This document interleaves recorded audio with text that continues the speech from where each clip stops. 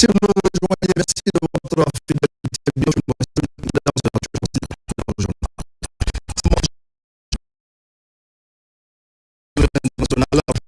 Ce soir, sur l'un des moments symboliques, la remise des attributs du pouvoir, signification et portée à suivre dans cette édition d'information. Pendant ce temps, les citoyens, les autorités sont mobilisés pour débarrasser Conakry de ses ordures. Les initiatives citoyennes qui redonnent à la capitale toute sa splendeur. La campagne est menée sur le terrain par l'Agence nationale d'assainissement et de salubrité publique. À Kassa, la radio rurale transforme positivement le quotidien des populations. Des programmes adaptés aux réalités locales sont diffusés, notamment en faveur des pêcheurs et du monde rural. Les citoyens de Kassa remercient les autorités pour cette initiative. Voilà pour le sommaire. Bonsoir à tous. Le 17 janvier 2026, au stade général Lansana Conté de Nongo, la Guinée vivra l'un de ses instants rares, l'entrée solennelle dans la 5e République. En prêtant serment devant la nation, le président de la République élu, Mamadi Doumbouya, ouvrira un nouveau chapitre de l'histoire nationale, un moment fondateur où, au-delà d'un homme, c'est tout un peuple qui est appelé à se rassembler, à se lever et à répondre présent au rendez-vous de la République. Je vous invite à suivre cet édito réalisé par la DCI avec Fatoumata Kourouma.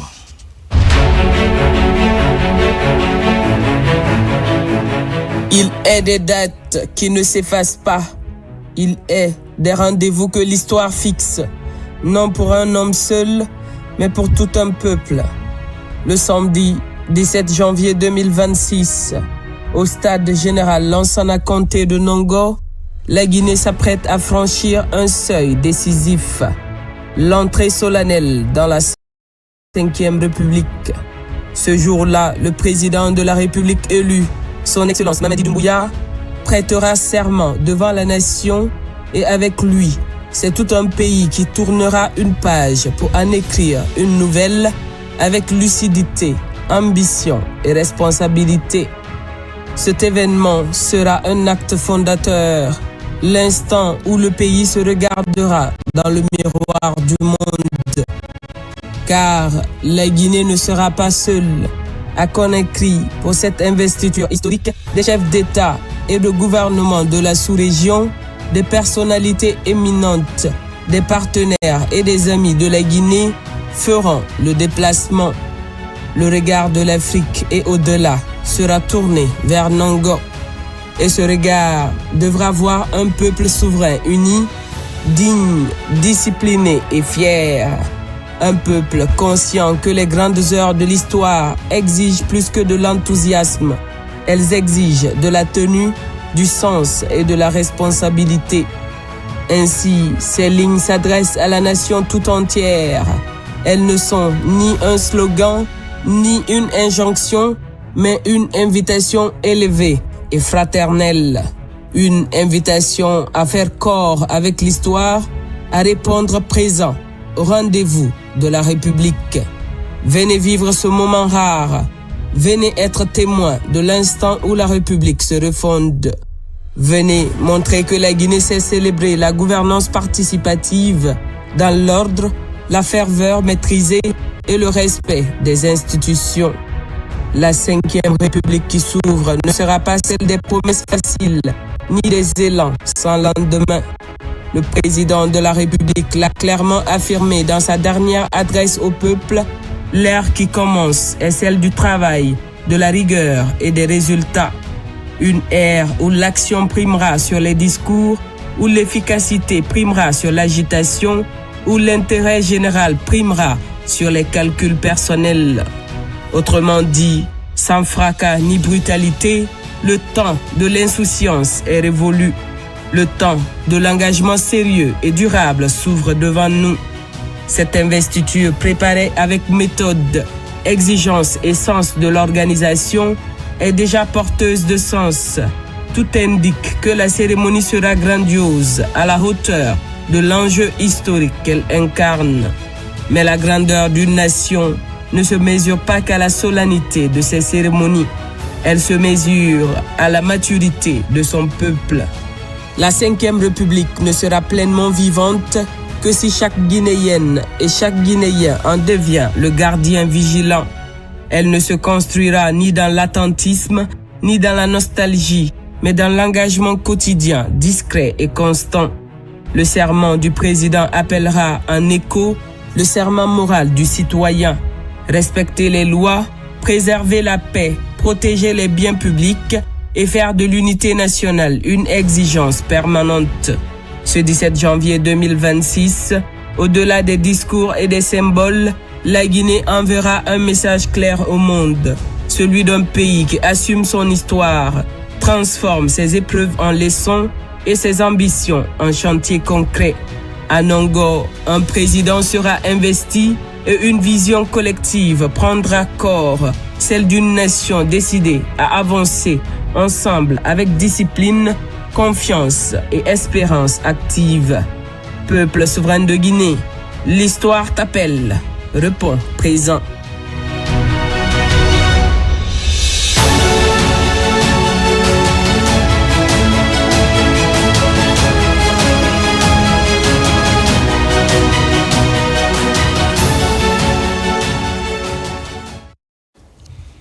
Merci à Fatoumata Kourouma. Et puis, grande prière du vendredi à la mosquée Faisal. Le président Mamadi Doumbouya, en communion avec les fidèles, le chef de l'État, a effectué la grande prière du vendredi en partageant ce moment sacré avec ses compatriotes, un moment de recueillement qui intervient à la veille de son investiture en tant que président élu à l'issue de l'élection présidentielle du 28 décembre 2025. Omar Bari.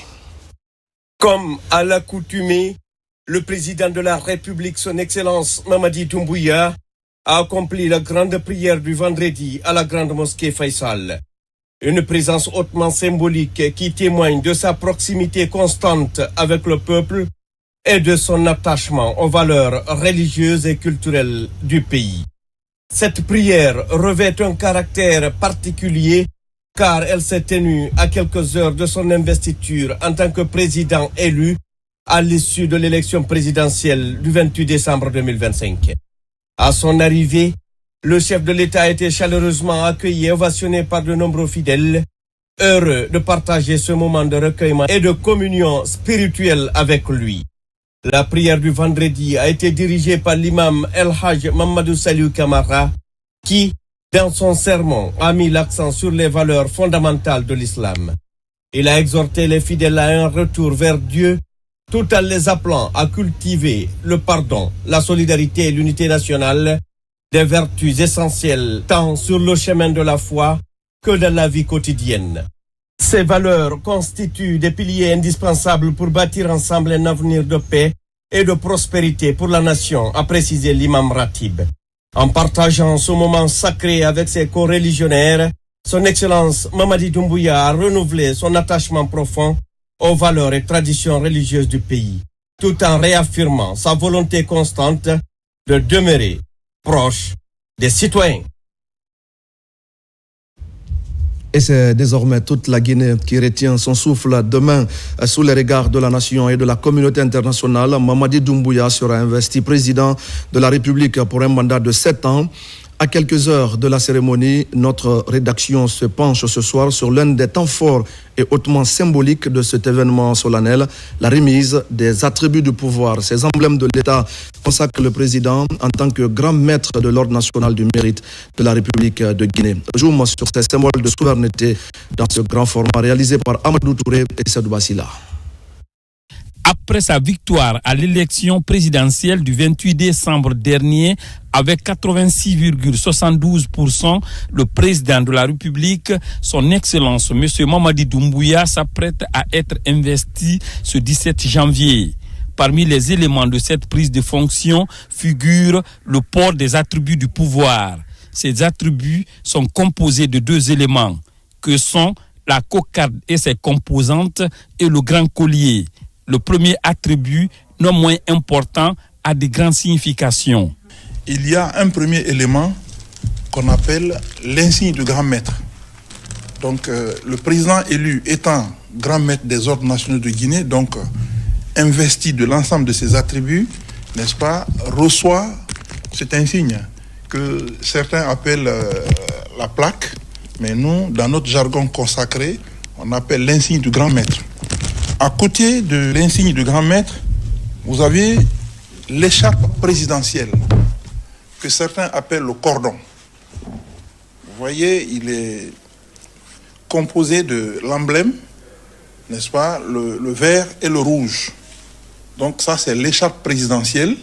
Le jour d'investiture, après avoir porté l'insigne du grand maître, ici, et il va enrôler ça autour du cou, pour toujours continuer à recevoir les attributs, n'est-ce pas, du pouvoir. Cet insigne de grand maître peut être porté tous les jours.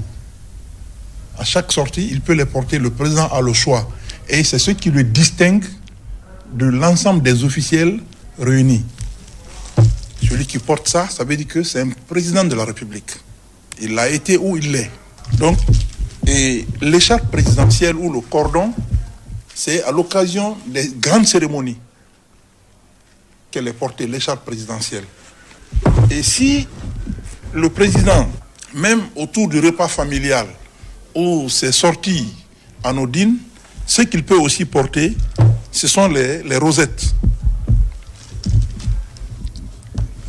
Vous voyez, la plupart des présidents de la République, vous verrez ça sur leur tenue, leur costume.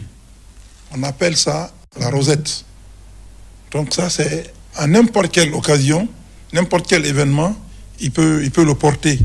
Et ou l'insigne également du grand maître.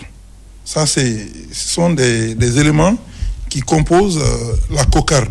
En plus de la cocarde, nous avons ce collier de l'ordre du mérite qu'on fera porter au président de la République.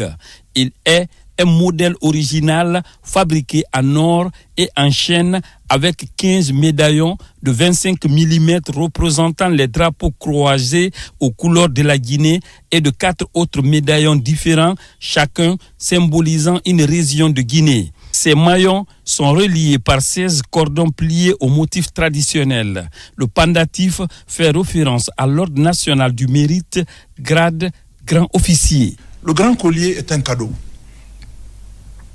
offert par le peuple de Guinée pour avoir bénéficié de la confiance du peuple. Le grand collier fait de lui grand maître des ordres nationaux. Donc, avec ce grand collier, il est investi de l'ensemble des attributs du pouvoir qu'il va exercer au cours du mandat que le peuple lui a confié. Et le grand collier symbolise en quelque sorte notre unité. Il symbolise notre devise, travail, justice, solidarité. Ce collier de grand maître en or 750 millième et pavé de 135 diamants a été estampé avec la plus grande attention en exclusivité pour la présidence de la République de Guinée, à l'attention toute particulière du président de la République de Guinée, son Excellence M. Mamadi Doumbouya, dans les ateliers de la Maison Drago Paris, groupe Artus Bertrand, fondé en 1803 à Paris. Ce coffret a été réalisé selon le savoir-faire traditionnel et mondialement reconnu de la Maison Drago Paris et a fait l'objet d'une attention toute particulière lors de sa réalisation. Merci Amadou Touré pour le grand format de ce soir. La Guinée s'apprête donc à consacrer demain son premier magistrat. Le chef de l'État prêtera serment revêtu de sa charge pour un mandat de 7 ans. Et c'est donc le stade général Lansana Conté de Nongo qui va abriter la cérémonie. Sur les lieux, les travaux d'embellissement et de réfection des voiries sont bouclés. Une belle image à la hauteur de cet événement historique. Abakar Junior Kamara. L'événement est de taille. Les préparatifs vont bon train. L'investiture du président Mamadi Doumbouya, l'aménagement du parking du stade, des jardins, des artères et toutes les routes d'accès sont prêtes à accueillir les invités qui viendront des 4 coins du monde pour cette cérémonie solennelle. l'Ageroute suit ses travaux avec dextérité pour corriger toutes les imperfections avant le jour J. On est sur un axe majeur, la T2, on l'a réalisé en moins de 10 jours. Et aujourd'hui, je pense qu'au niveau de l'Ageroute, les choses changent de façon très spéciale. Nous travaillons beaucoup plus de nuit comme de jour. Et vous avez constaté qu'il y a juste un seul morceau qui reste dans le cadre global aujourd'hui, à ce que nous puissions terminer les différents travaux. Je vous rassure que les travaux seront terminés ce soir et le marquage va continuer jusqu'à demain matin, de telle sorte que nous puissions livrer des infrastructures dans les conditions idoines. La Guinée ouvre ce samedi une nouvelle page de son histoire politique, d'où la motivation de chaque citoyen autour de cet événement. Les carrefours et ronds-points de Conakry sont aussi concernés par ce projet d'aménagement en prélude à l'investiture.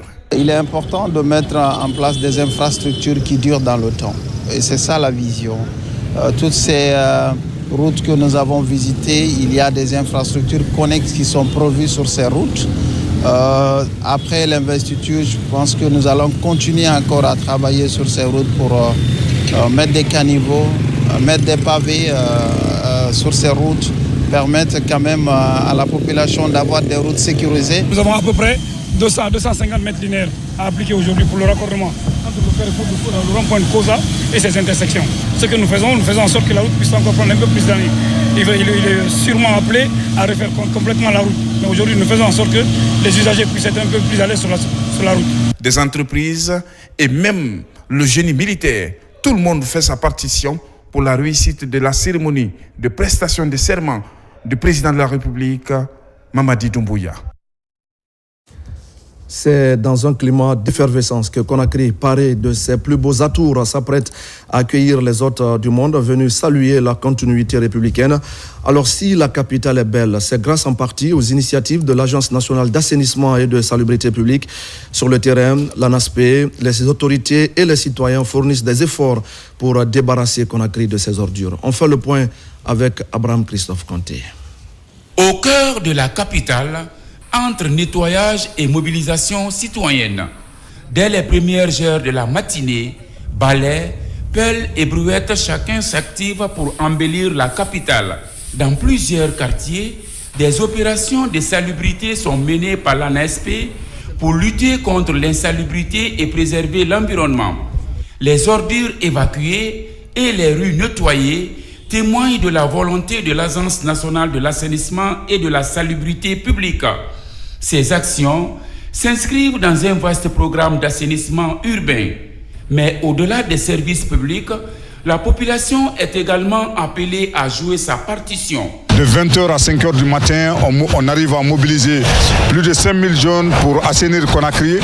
Et cette synergie d'action entre le gouvernorat, l'Agence nationale de l'assainissement et de la salubrité publique, sous la coordination du ministre de tutelle Abakar Kamara, et toutes les artères ont été assainies. Et notre objectif maintenant, c'est de garder cette dynamique parce qu'aujourd'hui, la salubrité publique, c'est une question de santé publique et de beauté de notre pays. Et avec l'avènement de la 5e République, à travers l'investiture, il y a beaucoup d'étrangers qui vont venir dans notre pays. La jeunesse qui constitue plus de 70% de la population a pris conscience d'accompagner l'agence, d'accompagner le ministère, d'accompagner le gouvernorat et l'ensemble des communes pour rendre notre capitale propre. L'embellissement passe aussi par l'aménagement des espaces verts, la peinture des façades et l'entretien des axes routiers.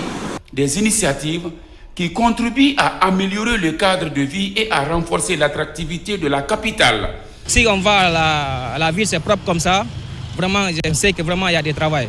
Nous, on apprécie très bien. On ne voulait pas maintenant voir les ordures sur la route maintenant. C'est ça qu'on veut quoi. On veut maintenant que ça soit propre. Vraiment, si c'est propre, ça nous fait plaisir. Faire de Conakry une ville propre et embellie est un combat de tous les jours pour l'Agence nationale de l'assainissement et de la salubrité publique, ANSP. Un objectif ambitieux mais atteignable à condition que chacun adopte les bons gestes pour un environnement. À Kassa, la relance de la radio rurale par le ministre de l'Information et de la Communication Fana Souman il y a quelques mois avait marqué le début d'une vaste opération de redynamisation des radios de proximité partout à travers la Guinée. Mais ici, tout particulièrement, l'impact est significatif avec des populations qui ont fait de leur radio rurale un instrument de connexion et de développement grâce à ces programmes adaptés aux activités des insulaires. Nos émissions de pêche intéressent beaucoup les pêcheurs. Même ils sont sur la mer, ils nous écoutent très bien. Et des fois, quand on a des émissions interactives, ils interviennent même, nous dire que là où ils sont sur la mer, ils vont même indiquer ces parties-là. Moi, Mengue, Nous prions que Dieu aide le président Mamadi Doumbouya. Ici, la radio rurale nous aide beaucoup, en particulier pour la météo et les informations du pays. Afin de renforcer la radio rurale des îles de Los et lui permettre d'être écouté partout sur toutes les îles qui composent la commune de Kassa, le ministère de l'Information et de la Communication a procédé à des investissements qui ont permis d'étendre la sphère d'écoute et installer un dispositif pour l'alimentation énergétique des équipements via le solaire. Non loin, un chantier est en cours pour offrir aux journalistes et techniciens de la radio rurale des îles de Los un nouveau cadre de travail. La radio rurale fait que les îles de Los sont de plus en plus connues et aussi ces signaux sont reçus de Kabak à Koba, ce qui permet d'informer rapidement en cas de décès et autres. J'ai confiance à la radio. Je sais que là où la télévision ne peut pas aller, là où l'Internet ne peut pas aller, c'est là où la radio peut partir. Donc la radio a beaucoup plus d'impact, de frappe sur la population que les autres médias. Afin d'être plus efficaces, les travailleurs de la radio rurale de Kassa plaident pour l'obtention des moyens de déplacement nautique en raison de son emplacement particulier.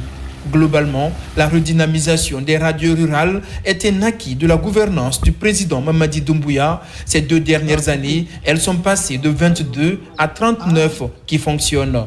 Toutes les radios rurales du pays émettent actuellement et informent les populations jusque dans les zones les plus reculées. Demain, leur mise à contribution envisagée par le ministère de l'Information et de la Communication permettra à toute la population guinéenne de vivre la cérémonie d'investiture du président de la République. Et justement, à mesure que le soleil amorçait sa descente sur Conakry, l'aéroport international Ahmed Sékou Touré a enregistré l'arrivée progressive des hautes délégations venues prendre part à la cérémonie d'investiture du président de la République élu, son Excellence Mamadi Doumbouya, prévue le 17 janvier. C'est donc aux environs de 16 heures que le premier avion présidentiel s'est posé sur le tarmac. À son bord, le président de la République du Rwanda, Paul Kagame. À la descente de la passerelle, il a été accueilli, vous le voyez, par le Premier ministre chef de gouvernement dans le strict respect du protocole d'État. Les 2 personnalités ont ensuite rejoint le tout nouveau pavillon présidentiel. Et ça, c'est une infrastructure moderne et symbolique, reflet de l'ambition d'une Guinée tournée vers l'avenir et de la volonté du président d'offrir au peuple des institutions à la hauteur des aspirations. Dans la continuité de cette dynamique diplomatique, le vol transportant le président de la République de Gambie, Adama Barrow, a atterri à son tour. Il a été reçu avec les mêmes honneurs par une délégation gouvernementale conduite par le Premier ministre chef du gouvernement. Le président gambien donc qui salue les membres du gouvernement guinéen.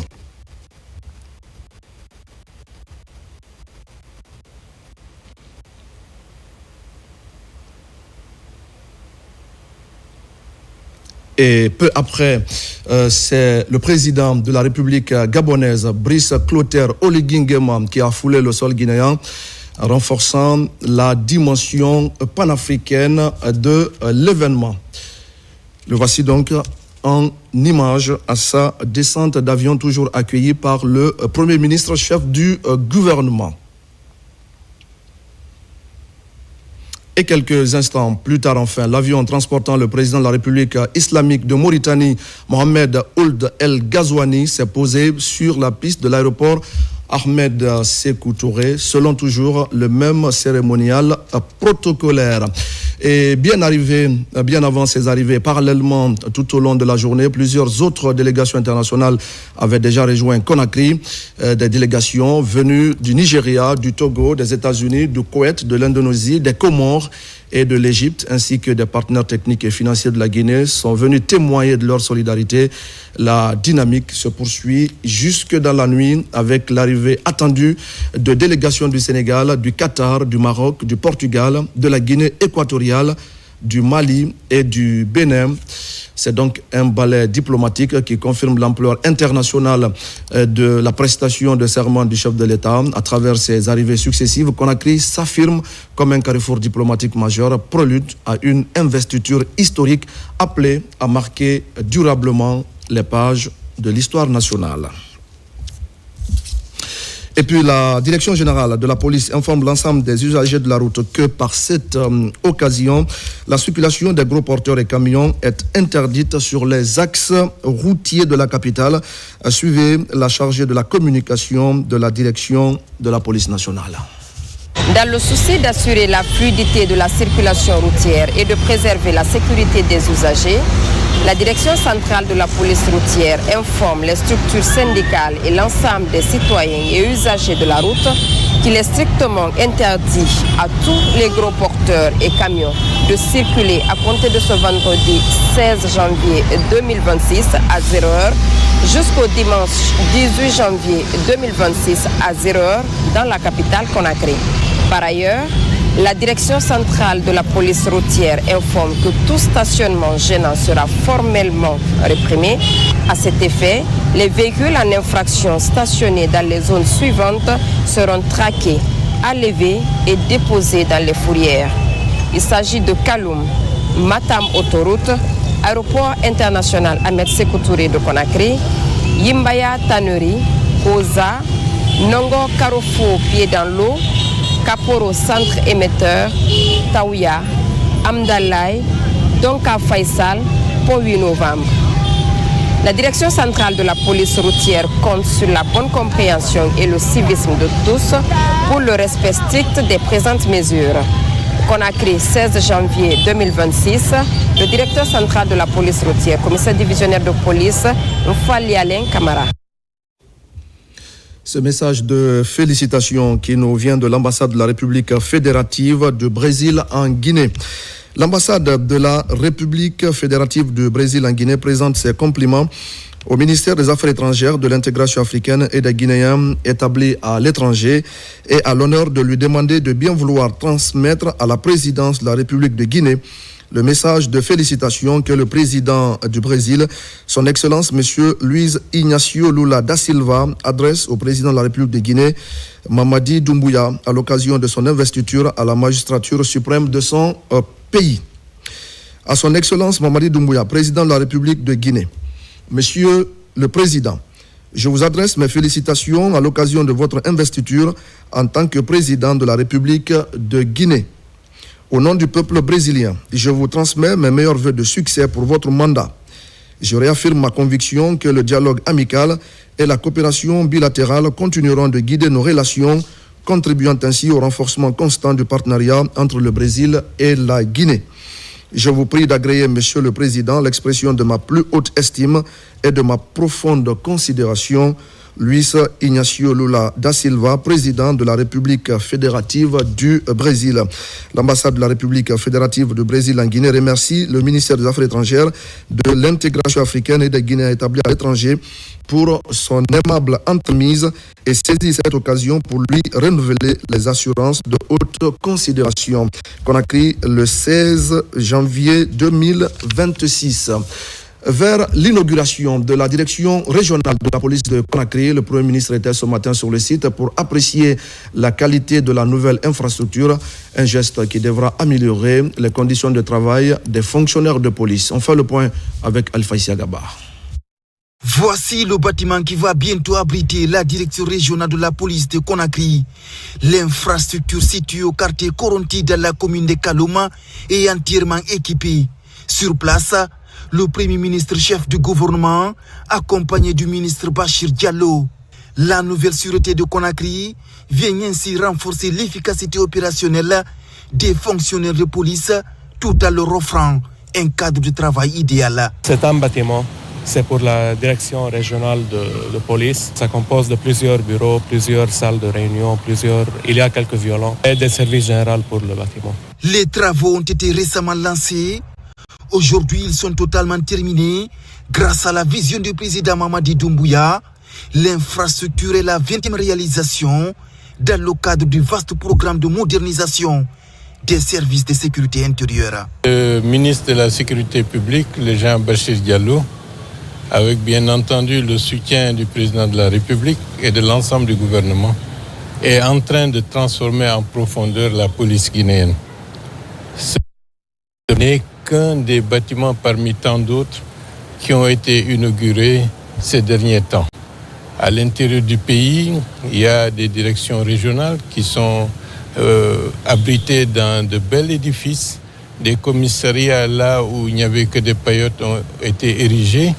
En d'autres termes, il y a une transformation progressive, vraiment concertée pour que la police guinéenne soit dans les locaux adaptés à sa mission pour une restauration de l'image de la police auprès de l'opinion guinéenne. La construction de la direction régionale de la police de Conakry témoigne de la volonté des pouvoirs publics à doter l'administration des moyens adéquats, ce qui va garantir la sécurité de proximité au service des populations à la base. Bonne nouvelle également dans la région administrative de Farana avec l'inauguration officielle de l'hôtel des finances. Cette infrastructure moderne dotée de toutes les commodités requises vient renforcer les capacités de l'administration économique et financière de la région. La cérémonie a été présidée par le ministre de l'économie et des finances. Ibrahima Oulé Fofana, Mamadi Gassama et Silati Kourouma. Depuis quelques semaines, cette mission gouvernementale est en tournée d'inauguration des hôtels des finances à l'intérieur du pays. Ici, dans la région de Farana, le ministre de l'économie et des finances, Mourana Souma, accompagné de son collègue de la pêche, arrive à Tindo. Cette infrastructure moderne, construite il y a quelques mois, force l'admiration. Cette cérémonie inaugurale a été une occasion pour reconnaître des efforts du chef de l'État. Vous avez un bâtiment principal servant de bureau en R+2, servant le logement pour le directeur. Un aménagement extérieur composé d'une clôture de 450 mètres linéaires pour la sécurisation du service. Un parking pour 15 voitures. Un abri groupe électrogène de 150 kVA. L'objectif visé, c'est d'abord améliorer les services publics. Vous savez, l'administration n'est pas là pour elle-même. Elle est là au service des populations. C'est pour rendre des services publics, pour faciliter la mobilisation des recettes de l'État, l'exécution, l'amélioration des dépenses de l'État, et pour que cela ait un impact aussi sur les populations à la base. Construit dans le district de Neredouni, non loin de la route nationale numéro 2, la mise en service de cet hôtel des finances de la région administrative de Farana augure de belles perspectives au sein de l'administration financière. Pour la population de Farana, cet hôtel des finances représente non seulement un symbole de progrès administratif, mais aussi un levier important du développement économique et social, facilitant l'accès aux services financiers et renforçant la confiance entre l'administration et les citoyens. Cet hôtel de finances a été réalisé conformément à la vision éclairée de son Excellence, Monsieur le Président de la République, Mamadi Doumbouya, à travers les 3e et 4e piliers du programme de développement socio-économique durable et responsable Simando 2040, qui a fait de la modernisation de l'État et du renforcement des services publics dans les régions une priorité nationale. Cette infrastructure moderne, avec son architecture imposante, est financée par le budget national de développement.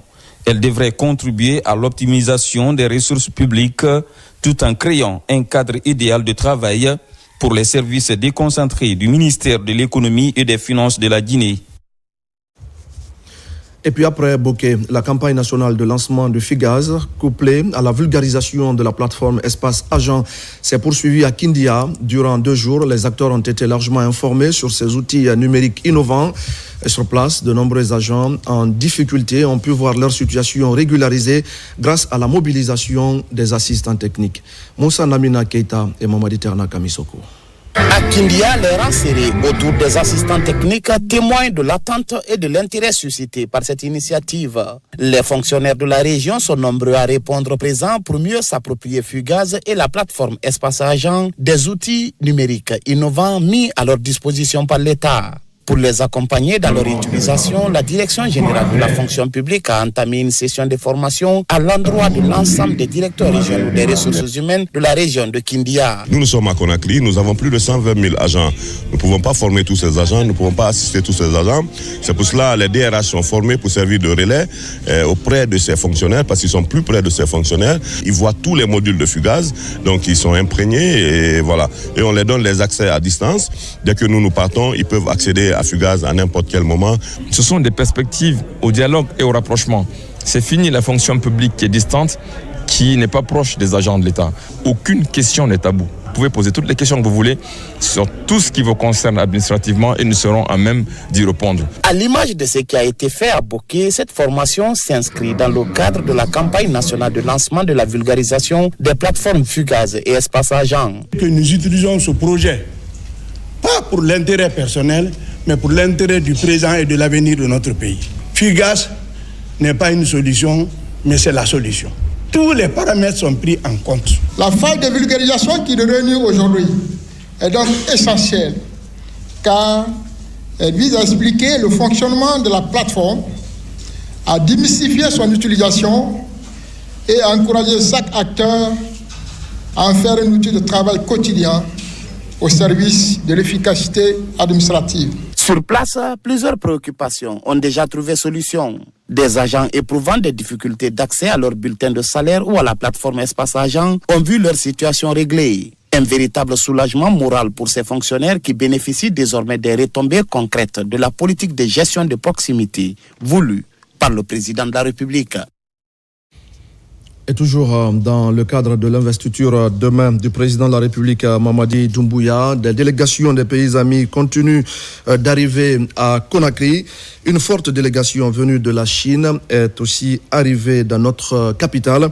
L'Union africaine a dépêché une délégation pour prendre part à l'investiture du président Mamadi Doumbouya. Le Koweït et le Qatar ont aussi envoyé des émissaires. D'autres délégations sont attendues dans la nuit. Regardez ces images.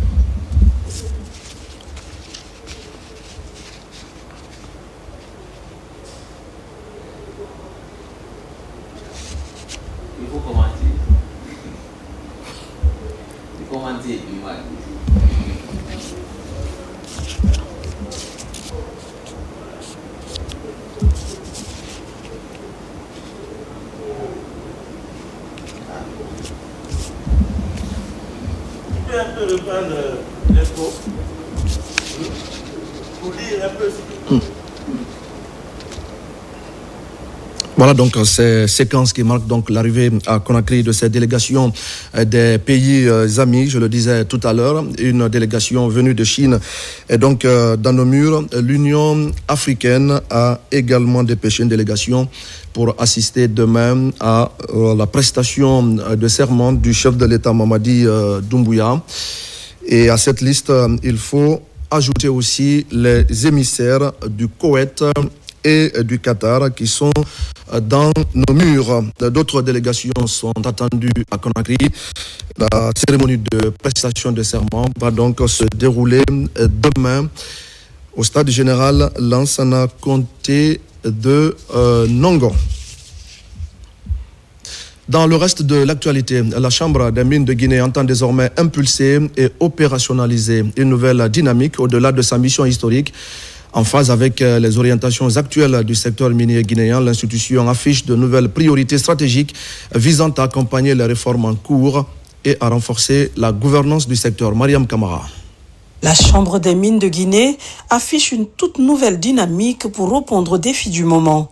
Cette institution tourne une page à une étape où les attentes envers le secteur minier, l'un des piliers de l'économie nationale, n'ont jamais été aussi fortes. C'est un processus qui a commencé et qui va continuer. Et le nouveau directeur exécutif va prendre fonction avec des objectifs stratégiques précis, clairs, atteignables, qui sont smart, comme on dit.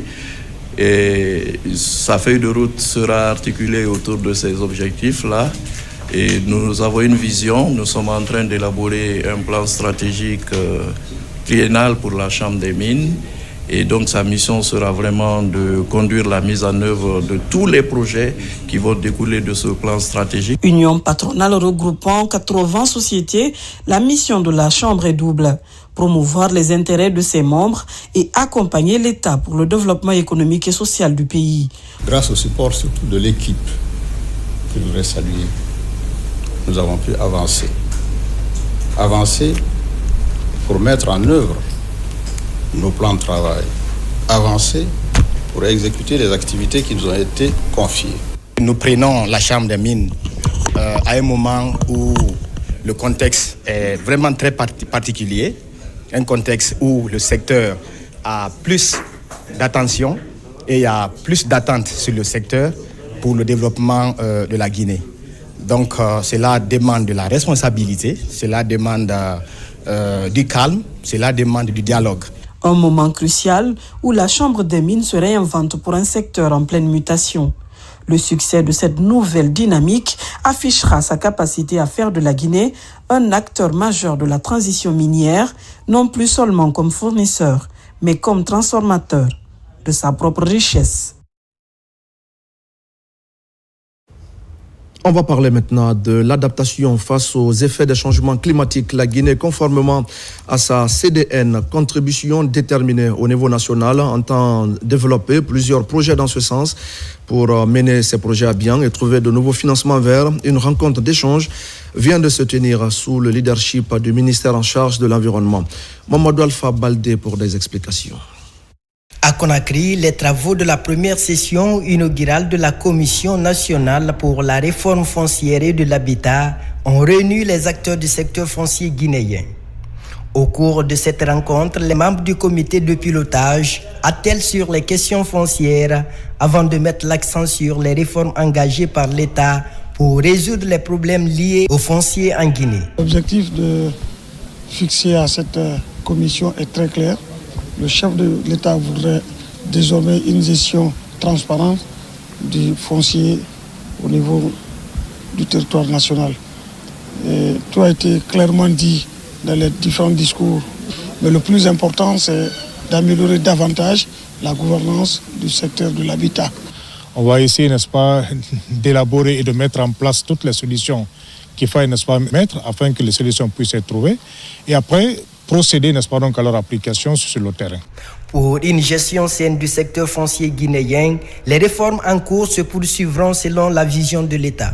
Le comité de pilotage se consacrera à l'adoption du règlement intérieur de fonctionnement de la Commission nationale et de 2 projets d'arrêté également qui vont être examinés.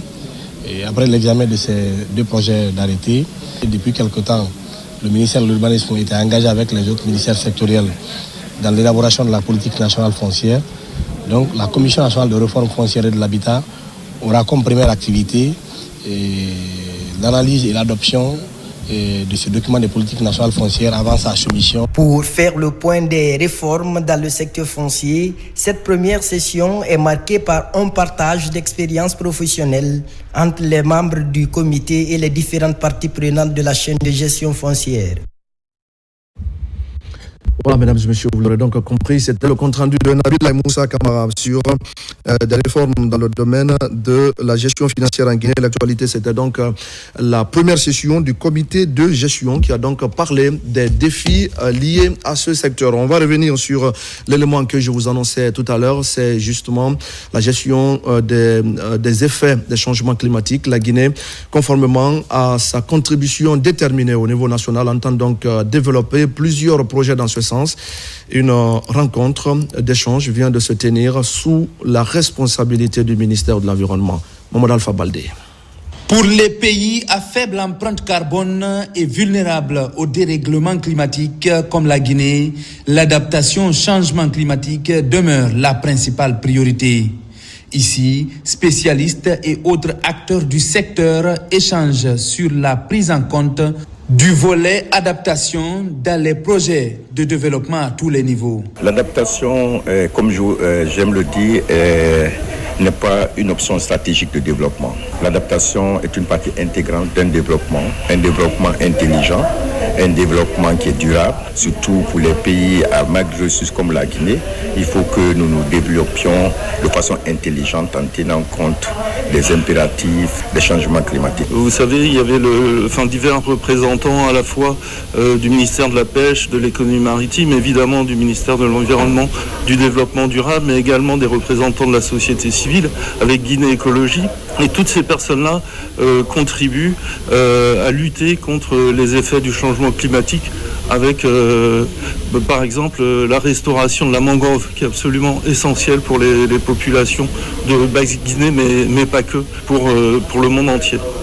Avec la mise en place de nouveaux mécanismes et la création de nouveaux fonds pour accompagner les projets d'adaptation, un panel d'experts permet d'améliorer les connaissances des porteurs de projets au niveau local. C'est aussi l'adaptation pour vraiment permettre aux acteurs d'échanger avec des spécialistes non seulement sur les questions liées au financement de l'adaptation, à la mobilisation des ressources financières pour la mise en œuvre des projets d'adaptation, mais aussi des acteurs de terrain qui sont sur des projets d'adaptation au niveau de la Guinée. Avec le renforcement du dispositif d'adaptation aux effets du changement climatique, la Guinée compte ainsi accélérer de façon concrète la mise en œuvre de sa contribution nationale déterminée, Sidienne.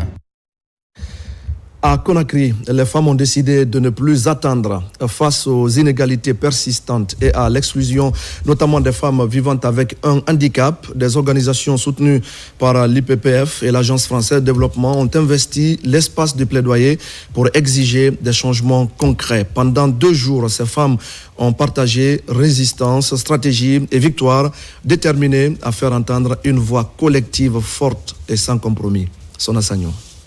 À Conakry, le réseau ouest-africain des femmes handicapées, ROFA, organise une rencontre stratégique de haut niveau. Cette initiative vise à améliorer les conditions de vie des femmes en situation de handicap et à renforcer la lutte contre les violences basées sur le genre en Guinée. L'objectif, c'est de partager nos expériences en matière de plaidoyer dans le cadre de la protection des droits des femmes, mais y compris celles en situation de handicap, mais aussi créer un espace de réseautage entre ces organisations à l'effet de créer de nouvelles dynamiques, de créer de nouvelles synergies qui puissent leur permettre d'accroître leur impact sur le terrain, notamment en matière de protection des droits des femmes handicapées et des femmes en général en République de Guinée. La plupart sont vers la fin de leur projet où on finit.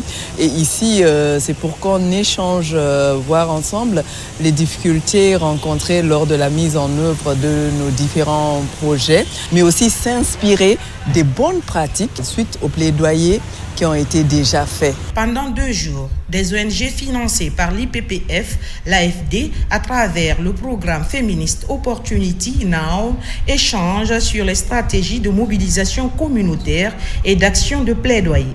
Les participantes partagent des témoignages poignants et réfléchissent aux défis persistants auxquels elles font face. À l'issue de cet atelier, il y a eu des partages d'expériences et à travers ces partages-là, ça va permettre de guider les actions prochaines et surtout comment pérenniser les résultats qui ont été obtenus à l'issue de ces plaidoyers menés par ces différentes associations. Dans un esprit de solidarité féministe et de résistance, les participantes réaffirment leur engagement à porter une voix collective, forte, inclusive et déterminée pour la défense des droits des femmes et des filles.